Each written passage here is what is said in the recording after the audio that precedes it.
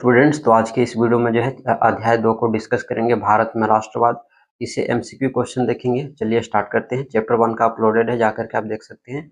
इसमें पहला जो क्वेश्चन है कि महात्मा गांधी दक्षिण अफ्रीका से भारत कब लौटे, तो 1915 में। तो ऑप्शन सी इसका सही होगा। उसके बाद नेक्स्ट है कि असहयोग आंदोलन का प्रस्ताव कांग्रेस के किस अधिवेशन में पारित हुआ, तो हुआ था दिसंबर 1920 नागपुर अधिवेशन।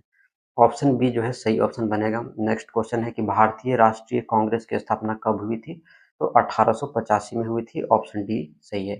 गांधी जी ने किस वर्ष बिहार के चंपारण इलाके का दौरा किया, तो उन्होंने 1917 में किया था। ऑप्शन बी सही होगा। असहयोग आंदोलन के दौरान अवध में किसानों का नेतृत्व किसने किया, तो बाबा रामचंद्र। तो ऑप्शन ए जो है सही ऑप्शन बनेगा। उसके बाद जालियांवाला बाग हत्याकांड किस वर्ष हुआ था, तो ये हुआ था 1919 में। ठीक है। उस सन्यासी का नाम बताइए जो फिजी में एक गिरमिटिया मजदूर थे, तो बाबा रामचंद्र। तो ऑप्शन डी जो है सही ऑप्शन बनेगा। नेक्स्ट जो है कि असम में बागान श्रमिकों पर असहयोग आंदोलन का क्या प्रभाव पड़ा, तो वे बागानों को छोड़कर घर की ओर चले। तो ऑप्शन सी जो है सही बनेगा। अब नेक्स्ट क्वेश्चन जो है उसको देख लेते हैं कि सरदार वल्लभ भाई पटेल ने किस किसान आंदोलन का नेतृत्व किया था, तो बारदोली आंदोलन। तो बारदोली आंदोलन ऑप्शन बी जो है सही ऑप्शन बनेगा। नेक्स्ट है कि साइमन कमीशन भारत क्यों आया था, तो भारत में संवैधानिक व्यवस्था की कार्यशैली का अध्ययन करने और उसके बारे में सुझाव देने। ऑप्शन डी जो है सही ऑप्शन बनेगा। नेक्स्ट क्वेश्चन देख लेते हैं कि निम्न में से कौन भारत के स्वतंत्रता संग्राम के दौरान गठित स्वराज पार्टी से जुड़े थे, तो मोतीलाल नेहरू और सीआर दास। तो ऑप्शन जो है इसमें बी जो है करेक्ट ऑप्शन बनेगा। नेक्स्ट है कि लखनऊ समझौता किस वर्ष हुआ, तो 1916 में हुआ था। ध्यान में रखना। भारत में खिलाफत आंदोलन कब और किस देश के शासक के समर्थन में शुरू हुआ, तो 1919 तुर्की। तो ऑप्शन बी जो है सही ऑप्शन बनेगा। नेक्स्ट है कि निम्नलिखित में से किसे बादशाह खान या सीमांत गांधी के नाम से जाना जाता है, तो ये ऑप्शन जो है इसमें सी जो है सही ऑप्शन बनेगा। नेक्स्ट है कि गांधी जी को महात्मा की उपाधि किसने दी थी, तो गोपाल कृष्ण गोखले ने। ऑप्शन ए जो है सही ऑप्शन बनेगा। तो गांधी जी को महात्मा की उपाधि किसने दी थी, तो ये ऑप्शन ए। तो ऑप्शन ए जो है करेक्ट ऑप्शन बनेगा। तो अब ये क्वेश्चन है कि गांधी जी को महात्मा की उपाधि किसने दी थी, तो ये चार ऑप्शन है। आप कमेंट बॉक्स में बताना कि सही ऑप्शन कौन सा है। ठीक है। नेक्स्ट क्वेश्चन अभी देखते हैं कि चौरा चोरी के हिंसात्मक घटना के बाद गांधी जी ने किस आंदोलन को वापस ले लिया था, तो वो असहयोग आंदोलन था। नेक्स्ट क्वेश्चन देख लेते हैं, जालियांवाला बाग हत्याकांड के उपरांत किस समिति का गठन किया गया था, तो हंटर समिति का गठन किया गया था। ऑप्शन डी जो है सही होगा। नेक्स्ट है कि गांधी जी ने सविनय अवज्ञा आंदोलन का आरंभ किस कार्य से किया था, तो दांडी यात्रा से। तो ऑप्शन इसमें सी जो है सही बनेगा। नेक्स्ट है कि राजनीतिक गतिविधियों को कुचलने और बिना मुकदमा चलाए जेल में बंद रखने का प्रावधान किस एक्ट में था, तो वो रॉलेट एक्ट था। तो ऑप्शन ए सही होगा। नेक्स्ट जो क्वेश्चन है कि गांधी इरविन समझौता कब हुआ, तो 5 मार्च 1931 में। तो ऑप्शन इसमें बी जो है ना सही ऑप्शन बनेगा। नेक्स्ट क्वेश्चन है कि महात्मा गांधी ने नमक कानून कब भंग किया, तो 6 अप्रैल 1930 में। ठीक है। तो ऑप्शन डी जो है सही ऑप्शन बनेगा।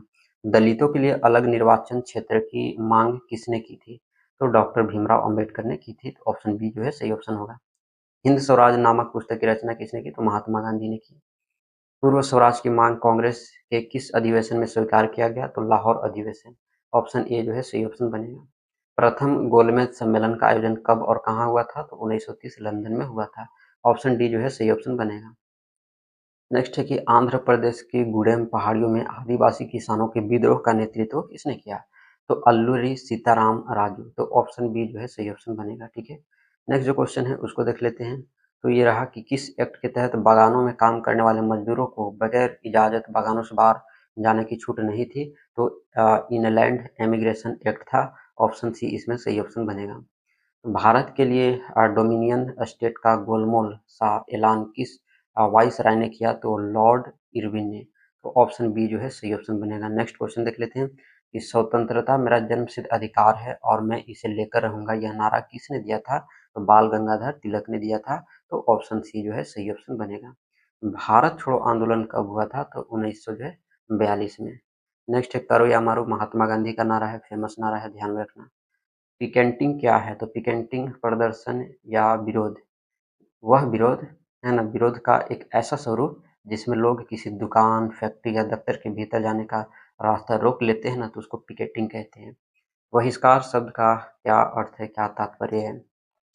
आमतौर पर यह विरोध का एक रूप होता है। बहिष्कार का अर्थ होता है किसी के साथ संपर्क रखने और जुड़ने से इनकार कर देना।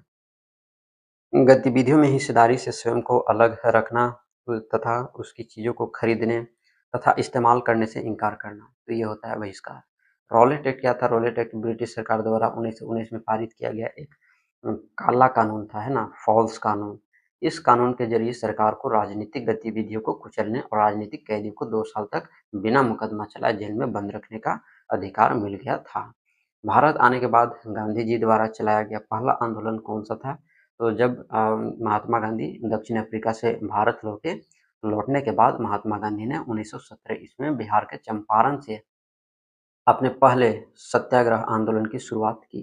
गांधी जी ने यहाँ के दमनकारी बागान व्यवस्था के खिलाफ किसानों को संघर्ष के लिए प्रेरित किया। यहाँ के किसान नील की खेती का विरोध कर रहे थे। खिलाफत आंदोलन की शुरुआत किसने की? तो खिलाफत आंदोलन की शुरुआत मोहम्मद अली और शौकत अली, दो अली बंधुओं ने की। जब उन्हें पता चला कि ऑटोमन तुर्की की हार के बाद ऑटोमन साम्राज्य पर एक सख्त संधि, है ना, सख्त संधि थोपी जाएगी, तब उनकी अधिकारों की रक्षा के लिए उन्होंने 1919 में मुंबई में खिलाफत समिति का गठन कर आंदोलन की शुरुआत की। उसके बाद है कि महात्मा गांधी ने असहयोग आंदोलन ही क्यों चलाया? तो महात्मा गांधी ने अपनी पुस्तक द हिंद स्वराज में कहा था कि भारत में ब्रिटिश शासन की स्थापना भारतीयों के सहयोग से ही हुई थी और यह शासन इसी के सहयोग के कारण चल पा रहा था।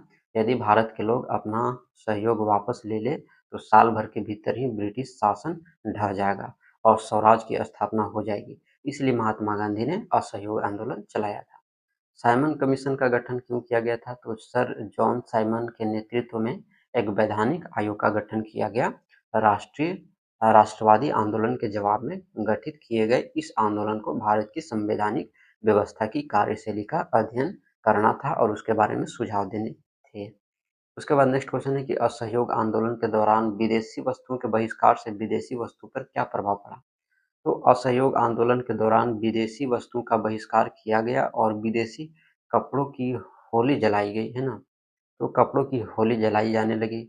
1921 से 1922 के बीच विदेशी कपड़ों का आयात आधा रह गया था। उसकी कीमत 102 करोड़ से घट करके 57 करोड़ रह गई। बहुत सारे स्थानों पर व्यापारियों ने विदेशी चीज़ों के व्यापार करने या विदेशी व्यापार में पैसा लगाने से इनकार कर दिया। तो ये था। उसके बाद गांधी इरविन समझौता कब हुआ? इसकी कोई एक शर्त बताना है। तो ये हुआ था 5 मार्च 1931 को गांधी और इरविन के बीच समझौता हुआ था।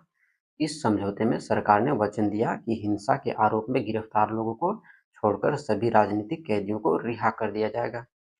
स्वराज पार्टी का गठन किस उद्देश्य से किया गया था? तो स्वराज पार्टी के गठन का उद्देश्य प्रांतीय विधायिका में प्रवेश कर सरकार पर दबाव बनाकर स्वराज की स्थापना के लिए प्रयास करना था।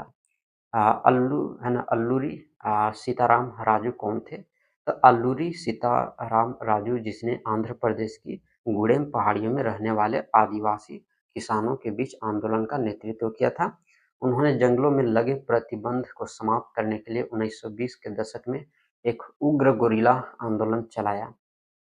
लोगों को एकजुट करने में तिरंगे झंडे की क्या भूमिका थी?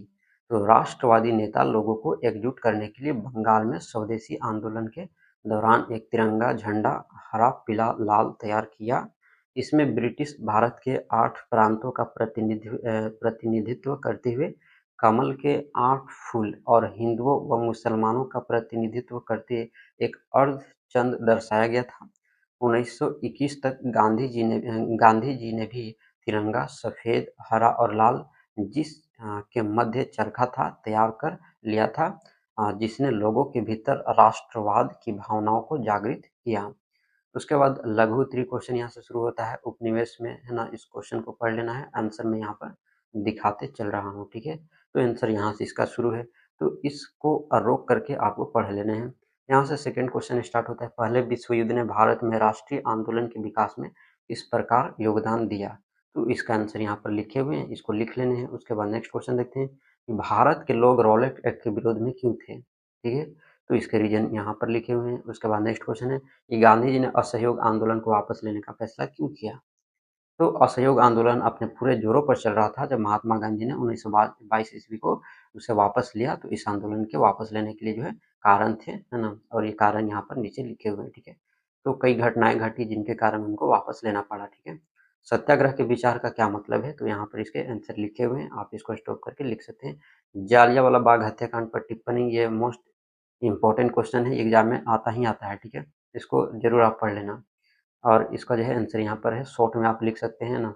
साइमन कमीशन पर टिप्पणी जो है लिखना है, तो साइमन कमीशन पर टिप्पणी आधा आंसर यहाँ है और आधा आंसर यहाँ पर है, ठीक है? ये रहा।